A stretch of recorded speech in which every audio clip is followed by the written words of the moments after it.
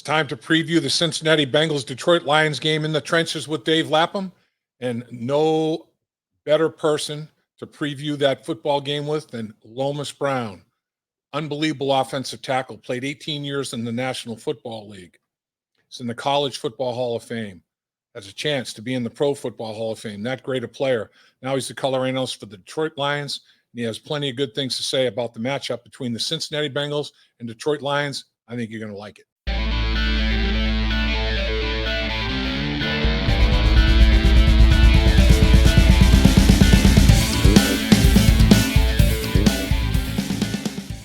Welcome once again to In the Trenches with Dave Lapham, brought to you by First Star Logistics. We're in our outstanding First Star Logistics studios, and we're joined today by an outstanding offensive lineman. This guy's the real deal.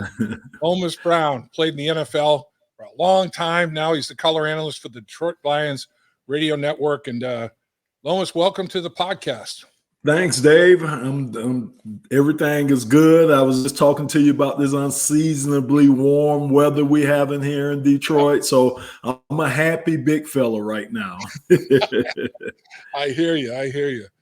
Let's talk a little bit about you. I mean, I want people to really understand how great a player, and it goes all the way back to high school. I got to make sure I get this right, so I got to get my spectacles on here.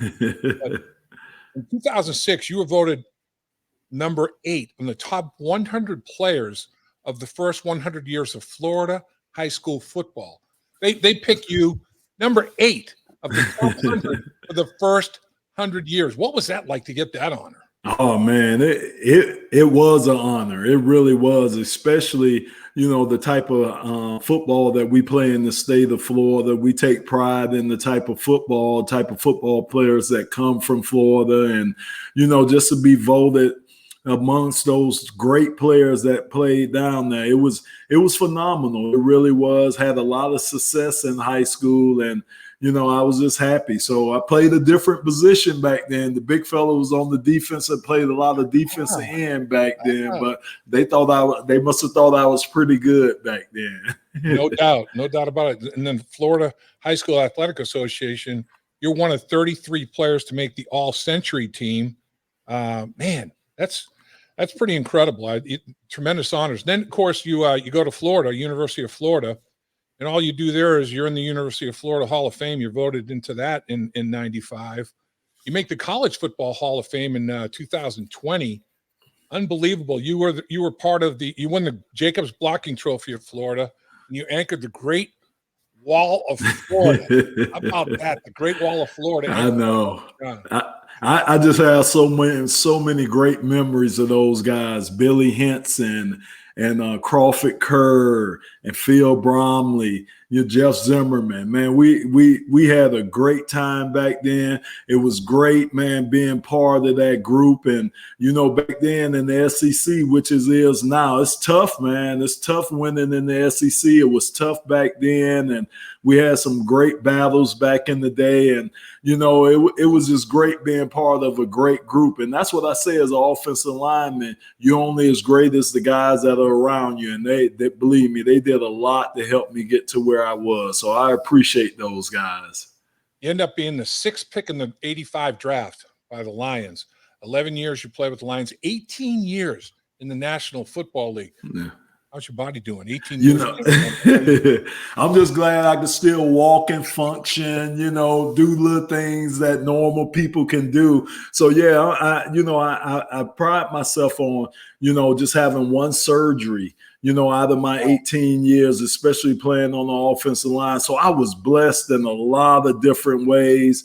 And like you said, just to be able to play in the NFL that long, where, it stands for not for long. It was just a privilege. I enjoy each and every year that I got to play in the NFL, and kind of miss it, really miss it still to this day. I miss being a part of it.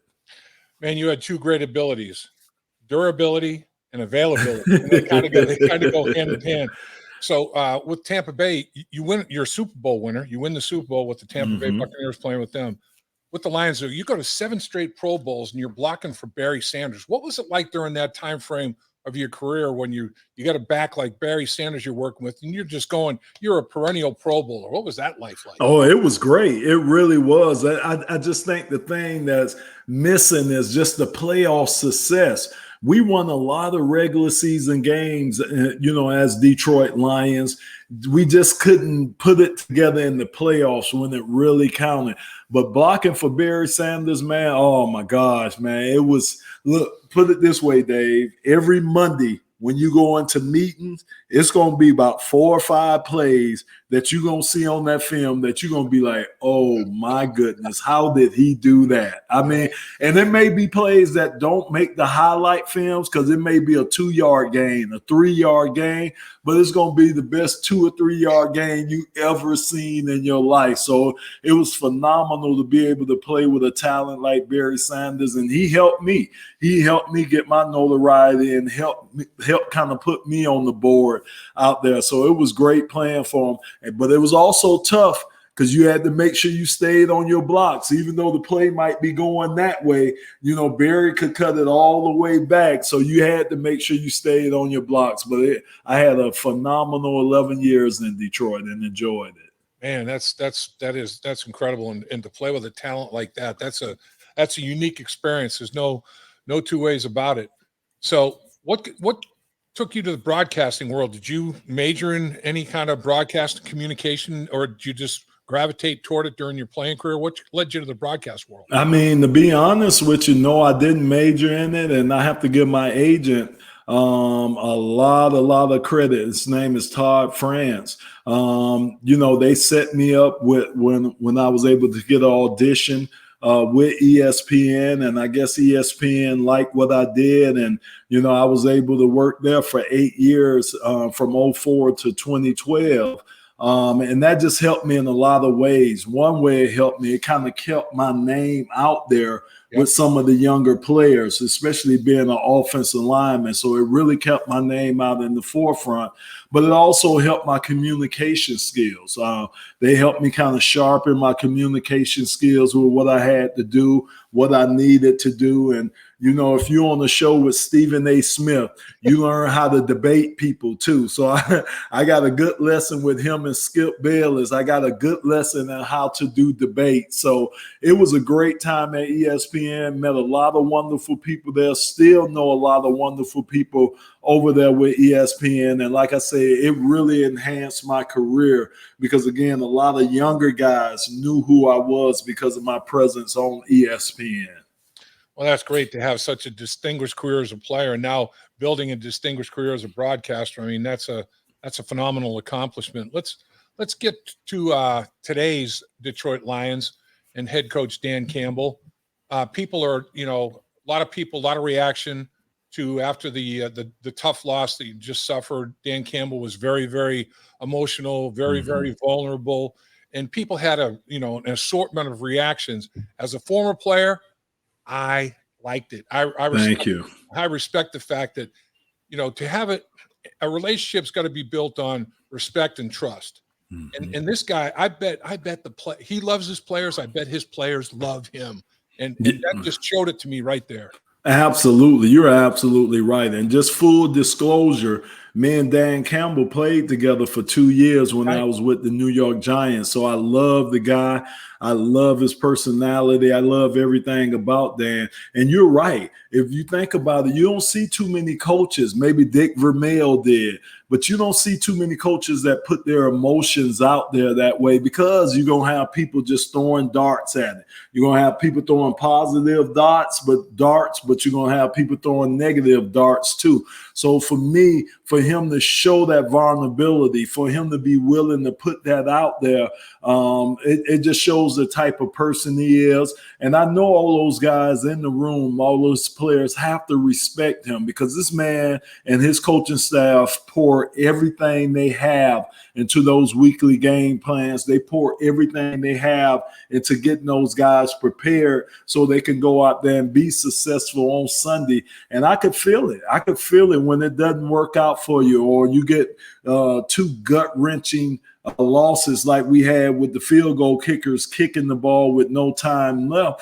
I mean, as a player, and Dave, I mean, it hurts because we put so much into that to win, and we go out win the game. That's the number one objective, is to win the game. And when you come up short, you kind of feel like the tank is a little empty. So I commend Dan for what he's doing, but I also commend him for what he tells his guys, which is he doesn't want guys hanging their heads or feeling sorry for themselves. He wants guys to keep at it, keep pounding that rock, because he knows if they keep doing that, some good things are going to come out of this. They're going to win their majority of games. So, he's, like I say, that's my dear friend. I love him to death. And I'm just glad as a man he's able to do that and show his emotions too. I agree with you. Let's talk about his coaching staff. He's got so many former players in very, key coaching positions.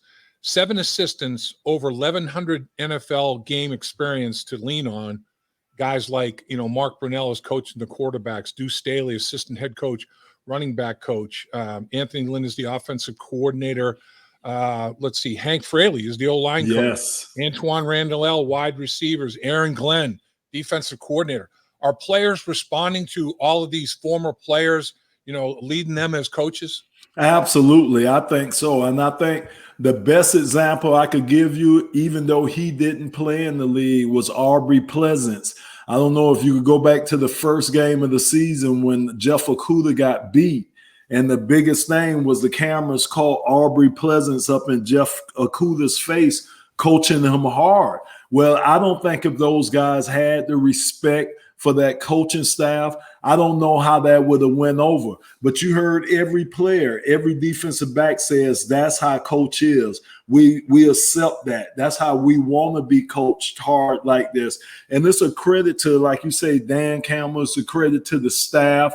It's a credit to what those coaches did while they were NFL players, what they did in their careers. And look, and if it's me and I'm a player struggling on the field, when I come off the field, for me to have a Hank Fraley, a guy that's been in those trenches, a guy that's done what I've done, for him to tell me what I need to do to be successful, I couldn't help but look at it as a positive thing and take it as a positive. And I think each and one of those players, they do that, regardless of whether the coaches played in the league or not. I think this coaching staff as a whole has garnered that respect from these players. And yes, for me, like I said, I would love for an assistant coach to be one of my coaches, helping the guy or helping to try to help me guide my NFL career. Like you mentioned, 2 heartbreaking 19-17 defeats, identical score. Baltimore Ravens, and everybody here in Cincinnati knows what a good football team the Baltimore Ravens are. And Tucker hits from 66 yards. Are you kidding me? It should have been 71. The play clock expires. They don't call it. I mean, I don't know. He might have hit it. Who knows? This guy's crazy. But I mean, to have that, and then the identical score, like you said, at the gun again against the Vikings. That's gut wrenching. That's heartbreaking. This football team has a lot of resiliency, though. Is that a fact? That's the one thing that you can say about this team. That one thing that you know as an opponent, or you should know as an opponent, is they're going to fight you for the whole 60 minutes. They will fight you. You could think you're up on them. They are going to continue the fight. And that's what's kept these guys in games. These guys know what they're out there trying to get accomplished, but they take that attitude from Coach Campbell, where they're going to fight you to the end. They're going to claw, scratch, do whatever it takes to put themselves in a position to try to win the game. And like you say, man, I tell you what, Dave, I've never seen a 66-yarder before until then. And, man, that ball, I mean, it seemed like it was in the air forever, man. Never seen nothing like that before in my whole entire football career. So, it was just tough ways to lose the game. But the thing that as a fan that we know is that these guys are going to be in the game to the end. And that's good because they're always going to give them an opportunity to try to win the game. Yeah, when I first saw a replay of the kick, I thought, shouldn't they be turned around? Shouldn't they be That's a long way. I mean, you should be going opposite here. That was crazy. That was crazy.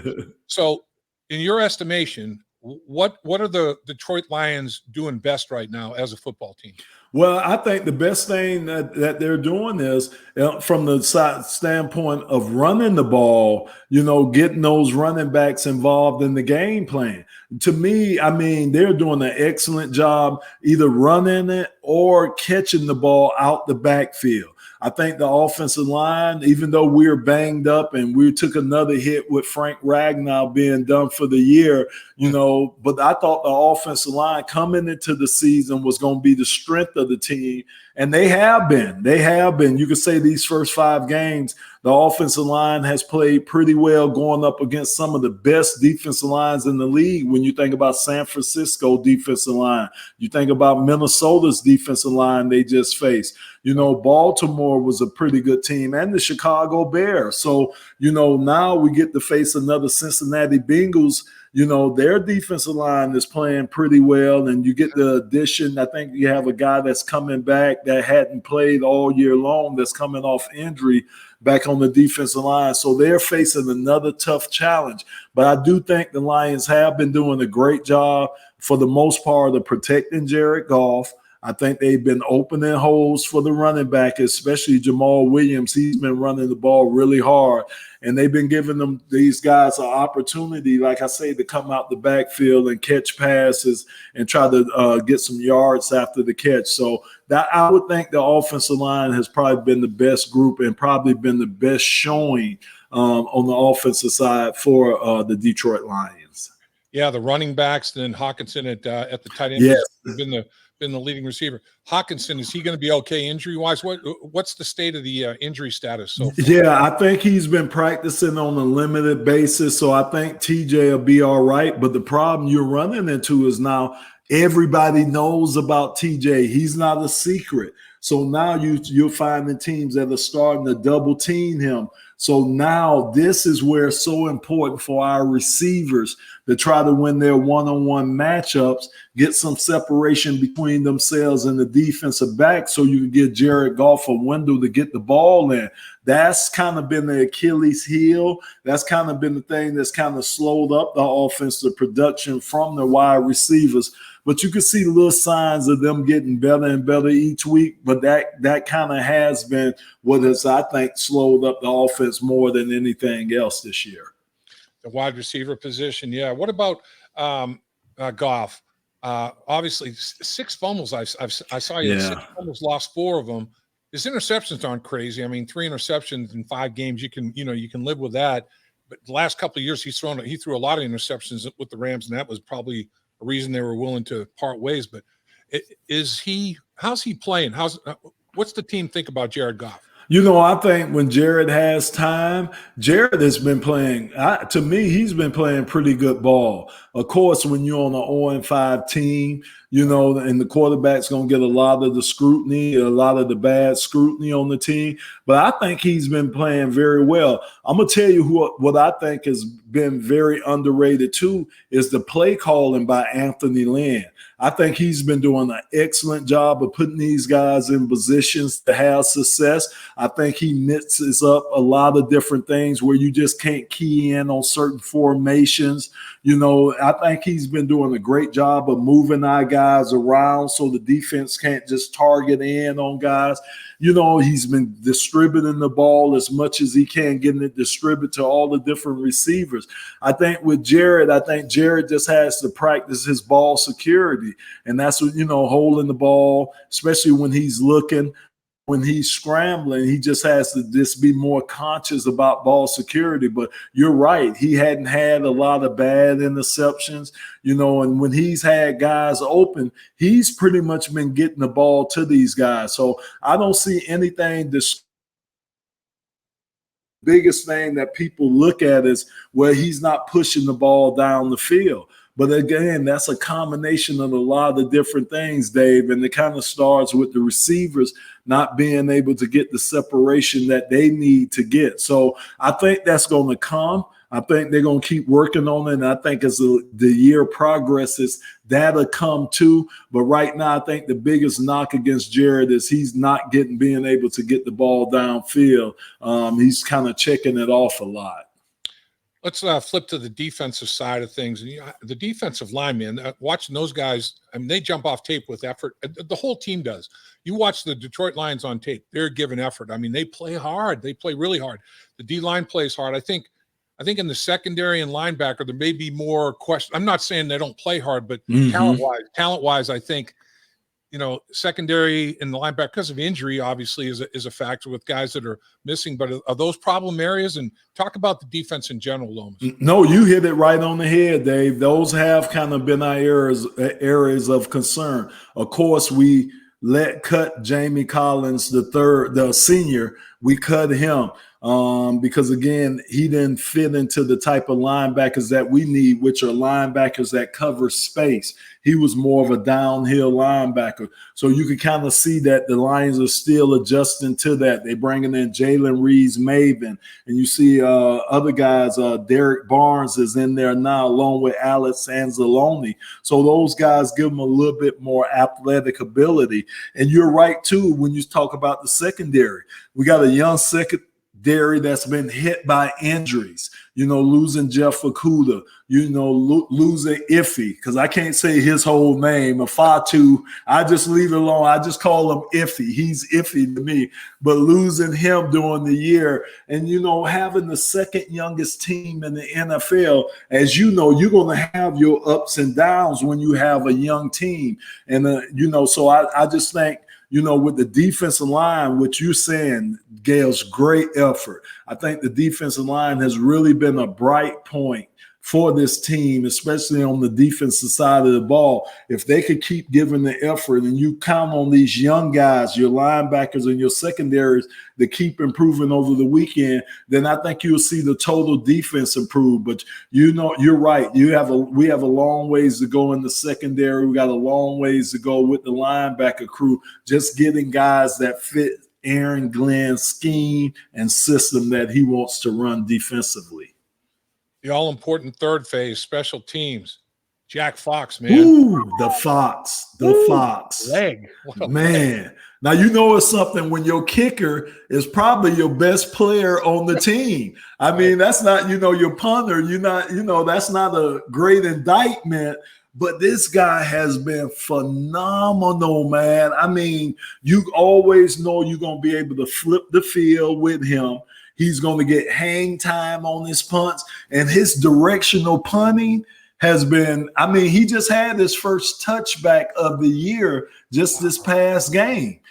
So the guy, he's an ultimate weapon for us. And like I say, with his directional punting, it seems like he could put it wherever he wants to. I don't know, what would you call that? Would that be a 9-iron he's using? Because, man, he is dropping it in there. That's unbelievable. How about the other phases of special teams? Pretty solid all the way around? Yeah, still an unknown with our kicker, even though he's been doing well, but it's still kind of unknown. He doesn't have a lot of kicks up under his belts. So, we'll just have to kind of wait and see, even though he's been doing pretty good. Coverage has been great for us all year long. We haven't seen any breakdowns in the coverage or anything like that. So they've been doing well, both punting the ball and on kickoff returns. They've been doing well. So we know we haven't been able to pop one for a touchdown on kickoff returns. But I think that unit has really been solid. And especially, like I say, with the Fox, he's the man. He is. He's unbelievable. Yes. Unbelievable. So in your conversations with coaches, what's their mindset or what's their belief in terms of the Cincinnati Bengals? Do they see the Bengals as an improved team? What do they think about Cincinnati? I think they respect Cincinnati. I do see them seeing Cincinnati as a team that can win. Look, I've been watching film on Cincinnati. I watched the Green Bay game, and I got a couple of more that I need to finish watching. But, man, Cincinnati you guys have a good team there. I mean, they're physical. They're physical up front. I think on both sides of the line of scrimmage, I think they're physical. Joe Mixon, he runs the ball very well when he has the opportunities to. And Cool Joe, I mean, man, this dude just never seems to get rattled, man. I mean, I seen pressure in his face. I seen him take some hellacious hits, but the guy just never seems to get rattled. And I remember always loving a quarterback like that. You love a quarterback that's going to be one way in that huddle. You know, he won't be up and down. He's going to be the same way. And Joe seems to be that way. And you guys have a star at the receiver position. I mean, Jamar Chase, he is a star, but I still like T. Higgins, and I still like, oh my goodness, I'm drawing a blank on the other receiver. Tyler Boyd. Yes, I like Tyler. I really, really like Tyler. And I think we're going to probably key on Jamar, but I think the person we need to key on is Tyler Boyd, because I love what he does. So, yes, Cincinnati has a team, and I like Zach Taylor as the coach, man. He kind of reminds me of Dan Campbell a little bit, even though I know they kind of coached up under each other. He kind of reminds me of Dan, a young coach, and, innovative coach, a guy that's going to get the best out of his talent. So, the Lions are going to have to bring it. They're going to have to bring it with the same effort, just minus the penalties in the game and some of the turnovers. But they're going to have to bring their A-plus effort to be the Cincinnati team on Sunday. Or one thing that jumps out at me is third down. And the Lions, I mean, they've only allowed 15 third down conversions in 5 games. There were a couple of games they only gave up 1 third down conversion. Yes. And I'm looking at their 3rd and 1 to 4. They've only allowed 2 conversions, 8 opportunities, leads the league 25% in the 3rd and short stuff. And that's where the Bengals last week, they were 3 for 9. Yes. 3rd and 1 to 4. So I'm looking at that third down as being a big matchup. What's the key to success on third down for the Lions, do you think? So for the Lions, defensively, if you talk defensively, I really think it's the defensive line. I mean, they are really penetrating this year. And I can't really say, because I was on the outside looking in, I can't really say what technique that Matt Patricia had those defensive linemen playing when he was a head coach. But you see so much more penetration by the defensive line now than you did under the years that Matt Patricia was here. And as you know, penetration, the killer offensive play. It'll force the running back to do things that he may not want to do. That's that pressure on the quarterback up in his face. So that penetration, I think, has been key for the Detroit Lions. And they've been doing a lot of this without having to blitz guys. And that's another key, being able just to get that pressure with your front 4 guys, not having to bring a 5th guy. So I think from that standpoint, that has been the key. And for the Lions offensively, they just have to stay up in front of the chains. What kills the Lions third downs is they'll move the ball, but then you'll have a penalty that sets you back. And then it's almost like taking the momentum away from the offense and putting yourself in 3rd and long situations where, you got less of a chance of getting those situations. So the Lions, it's been penalties from the offensive standpoint. It's just been penalties and turnovers that have been killing them and killing drives, I would say, in these first 5 games for the Detroit Lions. So clean up the penalties, take care of the football.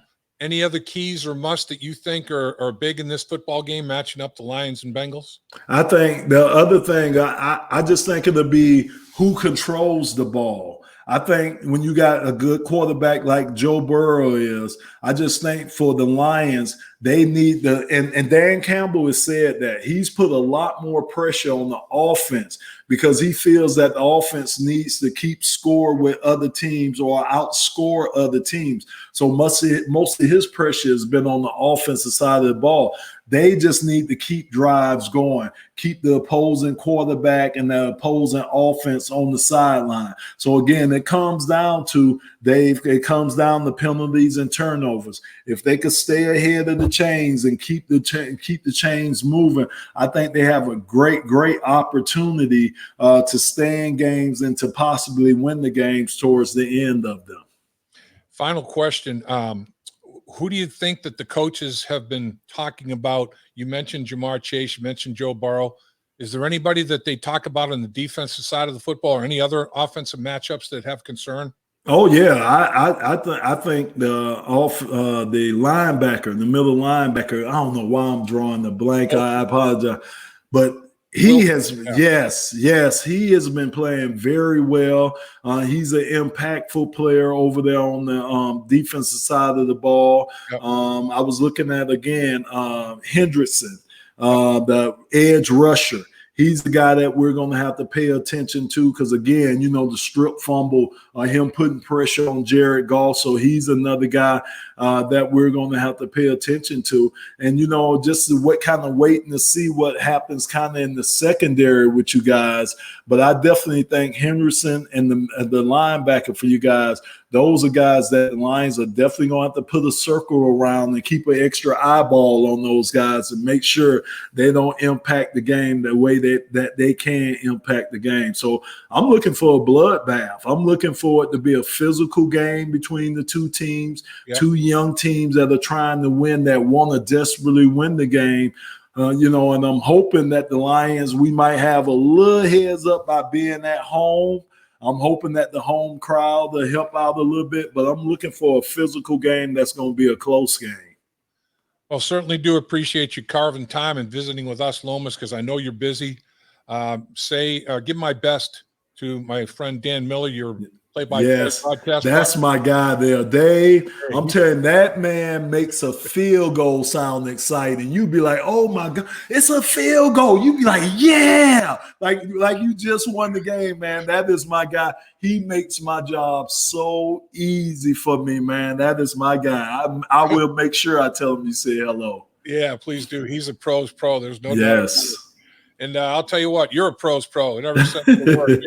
You're a great player and making an impact in the broadcast world as well.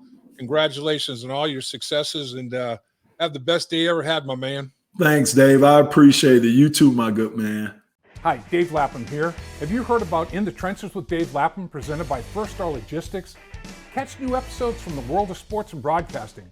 Search for In the Trenches with Dave Lapham on YouTube or wherever you get your podcasts.